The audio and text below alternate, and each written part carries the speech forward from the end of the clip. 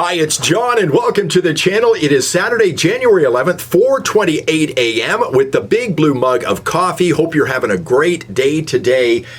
And I have changed my mind because I've read between the lines when it comes to the Liberal leadership campaign. I believe the fix is in already, and I'm going to get to that in just a moment. Now, why have I changed my mind? If you've been watching my channel, you know I've been leaning towards Christy Clark, former Premier of BC, to get the leadership of the Liberal Party because I think they want to vote in a woman. I have changed my mind. I think she should get out right now before she even gets in because she's not going to win. The fix is in, folks, and I'm going to tell you about that in just a moment. There's three things that I got from a video that appeared over the last 24 to 48 hours about Christy Clark. You may have seen it online. Now, I got this video. Stephen Taylor tweeted about this. Here's his tweet. Christy Clark just got destroyed on national television as she got outed in a very big lie. Watch the whole thing. I'll put a link to that tweet from Stephen in the description below. But what I've done is I've edited it down to about a minute and a half to make it easier to follow. And then I am going to tell you something probably nobody else has come up with as of yet. They haven't come to this conclusion. But my thoughts on that in just a moment. Let's watch my condensed video of this CBC story. You have called yourself a lifelong Liberal, but you voted in the last federal Conservative leadership race. That would have required you to cancel your Liberal Party membership in order to join the Conservative Party. How long were you a member of the Conservative Party, Christy Clark? Never. But you voted in the race, did you not? No, I didn't. And I never got a membership, and I never got a ballot. What I did, though, I will say, Christy Clark, we reached out to the Conservative Party, who told us, in fact, that your membership was cancelled. Oh, well, why don't they come out and show my membership or my ballot? They never sent me any of those, although I wouldn't put it past them to manufacture one of them. Even with all these examples of Justin Trudeau moving the federal Liberal Party to the left, it has got to be a big step for you to join the Conservatives. Why did you do it?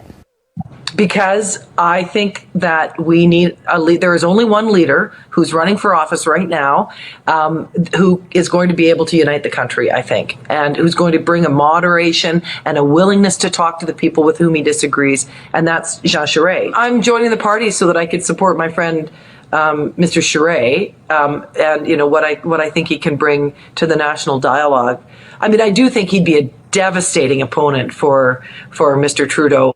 I mean, I've got a Canadian Press article here from August 11th, 2022. Speaking Wednesday, Clark said she recently received her ballot in the mail and will vote in the contest. Quote, I think Jean Charest would be a fantastic prime minister. So Christy Clark has been caught in a huge lie here, folks, and this is a big one. She can't run away from this, but this is not the reason why she won't be the Liberal leader. And this is how I'm looking at things a little bit differently. And I said she would be the leader because she's a female. I think the Liberals would like to see a woman run their party. They've never had a female leader. I also said because she's an outsider, right? No current MP with the Liberal Party will get this job.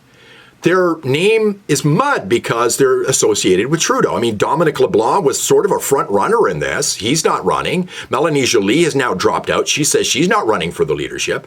They know their time is limited in government right now. They likely won't even be reelected if we have an election. When we have an election this year, likely won't happen. So who's the other big name outsider in this? Well, that would be Mark Carney, who happens to be Justin Trudeau's good friend. And here's what other people aren't talking about, at least I haven't seen it online.